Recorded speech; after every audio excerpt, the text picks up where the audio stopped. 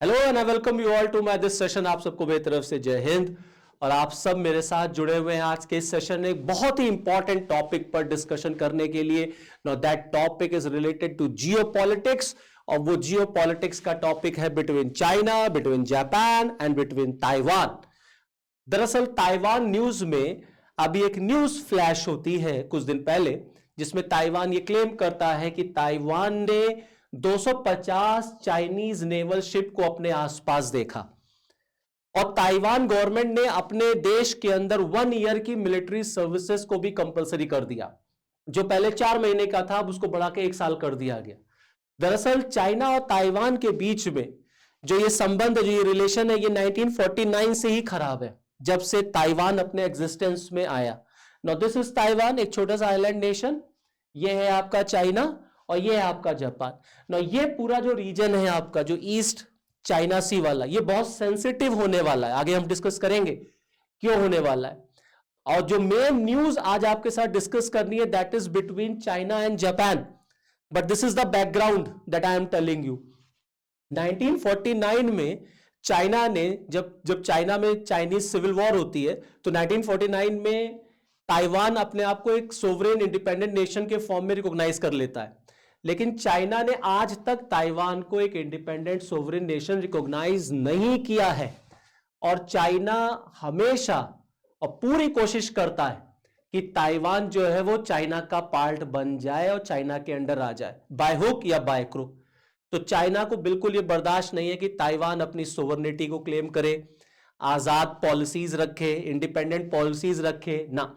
और कोई देश ताइवान को as a sovereign country recognise कर ले, ये चाइना को भी नहीं पसंद आता। इसीलिए चाइना बार बार ताइवान के ऊपर साइकोलॉजिकल प्रेशर क्रिएट करता है कि बात से मान जाओ बेटा, वरना हम जबरदस्ती तुमको चाइना में मिला लेंगे। इसीलिए आप देखेंगे उसके आसपास मिलिट्री एक्सरसाइजेस, ड्रिल्स, चाहे वो ओशन में है चाहे वो एयर में है, करके चाइना अपनी ताकत दिखाता है ताइवान को कि तुम हमसे कभी जीत नहीं सकते, क्योंकि कहां हम इतने विशाल देश, इतनी बड़ी सेना हमारे पास, और ताइवान का छोटा सा देश। इसीलिए ताइवान कुछ देशों के दम पर चाइना से पंगा लेने की कोशिश करता है, जिसमें अमेरिका और जापान है। जापान भी ताइवान का ही साथ देता है। अब आप देखें, इसी बात को और पक्का कर दिया है पेंटागन की रिपोर्ट ने। दरअसल अभी कुछ दिन पहले पेंटागन की रिपोर्ट आती है, जिसमें चाइना को लेकर के बहुत सारी बातें की गई हैं। और यह कहा गया कि चाइना लगातार अपने मिलिट्री पावर को, मिलिट्री स्ट्रेंथ को, न्यूक्लियर आर्सेनल्स को, न्यूक्लियर पावर्स को बढ़ा रहा है। और चाइना की बढ़ती हुई ताकत अमेरिका के लिए बहुत बड़ा खतरा है। और उसमें यह भी दावा किया गया है कि 2027 तक, 2027 तक चाइना जो है वो ताइवान पर अटैक कर देगा। 2027 तक चाइना ताइवान पर अटैक करेगा और ताइवान को चाइना में फॉरएवर मिला लेगा, ऐसा दावा पेंटागन में किया गया। अब जैसे ही रिपोर्ट आती है, खलबली मच जाती है। तो इसका मतलब है कि आने वाले दिनों में ये पूरा रीजन जो है आपका ईस्ट चाइना सी वाला, ये रीजन आपको बहुत सेंसिटिव दिखने वाला है, क्योंकि यहां पड़ता है चाइना, यहां पड़ता है ताइवान और यहां पड़ता है जापान। अब जो न्यूज मैं आपके साथ डिस्कस करने जा रहा हूं, अब मैं उस पर आता हूं। एंड दैट न्यूज इज कि जापानीज कैबिनेट ने अपना सबसे भारी भरकम, रिकॉर्ड ब्रेकिंग डिफेंस का जो बजट है उसे अप्रूव कर दिया, उसे पास कर दिया। जापान के बजट, जितना बजट जापान ने अपना अब की बार पास किया है, वो ये दिखाता है कि जापान भी चाइना को डोमिनेट करने के लिए, कंट्रोल करने के लिए कितना भारी भरकम इन्वेस्टमेंट अब वो अपने डिफेंस के एरिया में करने जा रहा है। नाउ कितना बजट है? That is of $58 billion. अगर हम डॉलर्स में कहेंगे तो $58 बिलियन, वरना एक्सीडिंग 9 ट्रिलियन इन डिफेंस, जो जापान का डिफेंस बजट प्लान किया गया। डॉलर में अगर आप उसको देंगे $58 बिलियन, अब आप एज्यूम करिए कितने जीरो लगेंगे। Zero zero zero zero zero zero zero zero, कितना जीरो चलता चलेगा $58 बिलियन में। और जानते हैं 2025 से ये 9.4% ज्यादा, it is more 9.4% more in comparison to 2025। इतना बजट, इतना पैसा जापान जो है वो अपने डिफेंस में खर्च करेगा। अब ऑब्वियस सी बात है कि जापान अगर इतना पैसा खर्च करेगा अपने डिफेंस में तो चाइना को तो पसंद नहीं आएगा, तो चाइना की तरफ से भी रिएक्शन आया होगा। अब चाइना ने क्या रिएक्शन दिया होगा, तो चाइना ने जाहिर सी बात है इसको काउंटर किया होगा।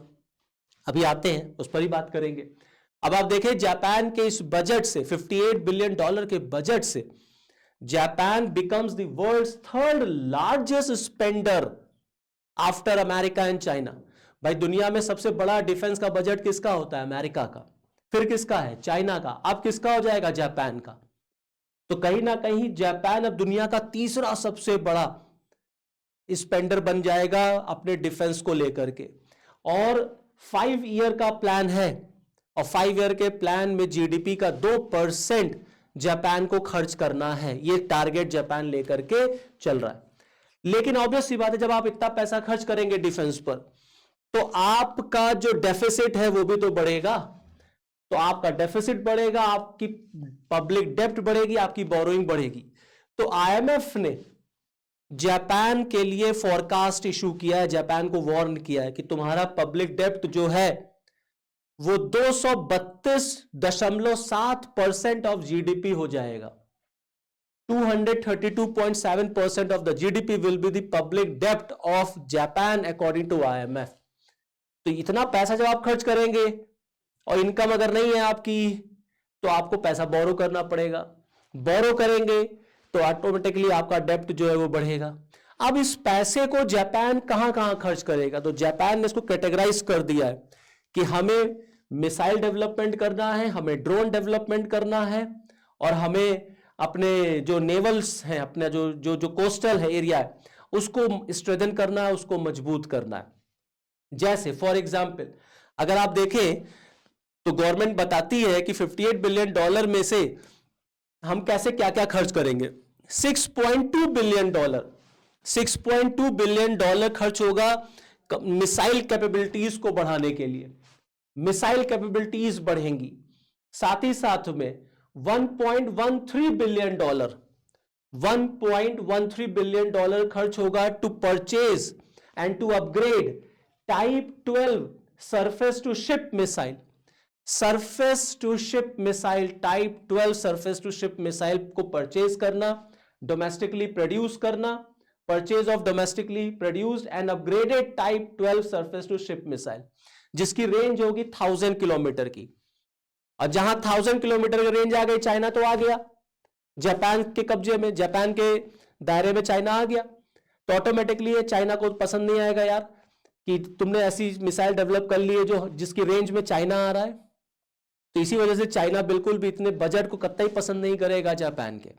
साथ ही साथ में देखिए कि जापान का coast line, now Japan makes a huge coast line near about 29,000 kilometre. ये देखिए पूरा कोस्ट लाइन है जापान का, और जाहिर सी बात है इस कोस्ट लाइन को और मजबूत किया जाए, इसको और स्ट्रेंथन किया जाए, इसकी जो सर्विलांस है इसको और स्ट्रेंथन किया जाए, तो जापान $640 मिलियन खर्च करेगा, $640 million to deploy massive unmanned air, sea, surface and underwater drone for surveillance and defense under a system called SHIELD, planned for March 2028। तो 2028 तक जापान शील्ड प्लान पर काम करेगा। शील्ड प्लान को लॉन्च किया जाएगा 2028 तक, जो जापान के जो कोस्टल एरियाज हैं उनकी सर्विलांसिंग को वो और मजबूत करेगा, जिससे चाइना जो है वो जापान के ऊपर किसी भी तरह से थ्रेट ना क्रिएट कर पाए। ओके, अब जैसा मैं आपसे कह रहा था कि इस बजट के बाद, इस अनाउंसमेंट के बाद चाइना में खलबली मची, तो चाइना की तरफ से तुरंत रिएक्शन आया। तो China criticise Japan's record defence budget plan.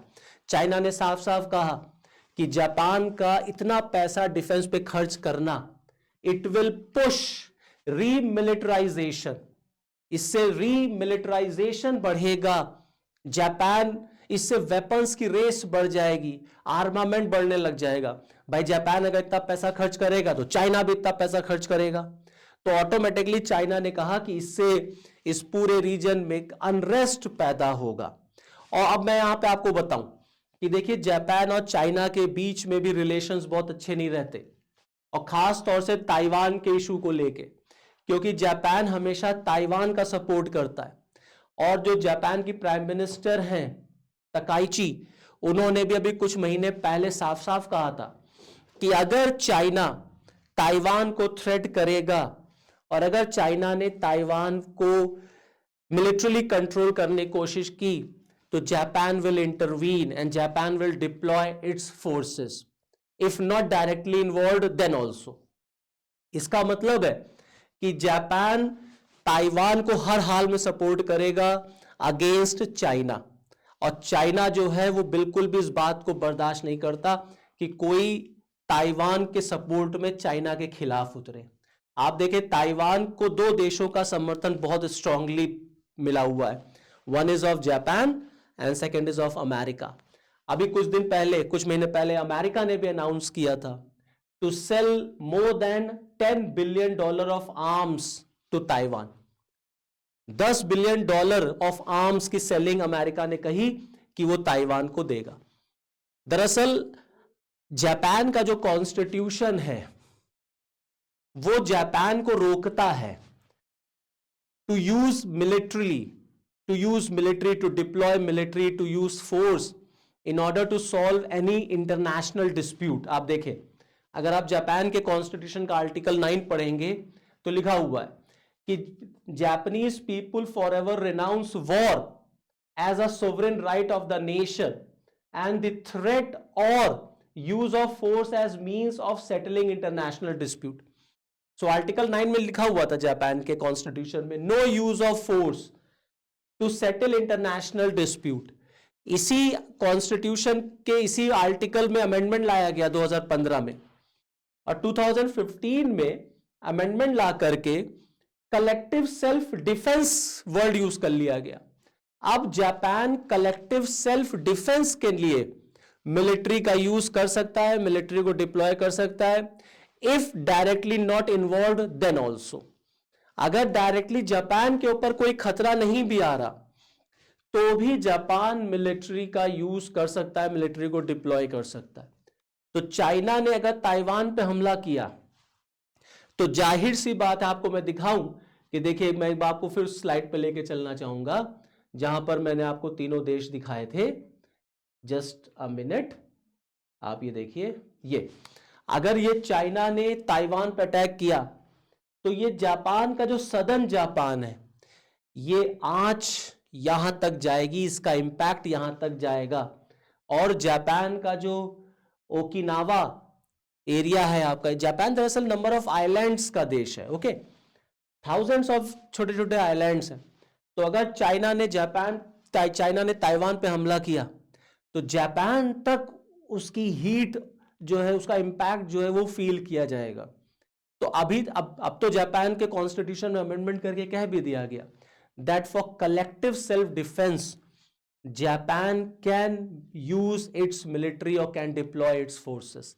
अगर हम पे डायरेक्टली कोई बात नहीं भी है तो भी हम मिलिट्री का यूज कर पाएंगे। अब इससे चाइना के लिए एक खतरा है, और जापान जिस तरीके से इतना भारी भरकम डिफेंस अब लेके आया है वो कहीं ना कहीं चाइना को तो बिल्कुल थ्रेट देता ही देता है, और इस पूरे रीजन में एक तरीके से आर्म्स रेस या मिलिटराइजेशन को बढ़ावा मिलेगा। तो चलिए फिर देखेंगे इन फ्यूचर क्या होता है, अब आगे चाइना किस तरीके से अपनी प्लानिंग करता है। So this is all from this video. Next video में आपके साथ मैं फिर मिलूंगा, तब तक के लिए जय हिंद।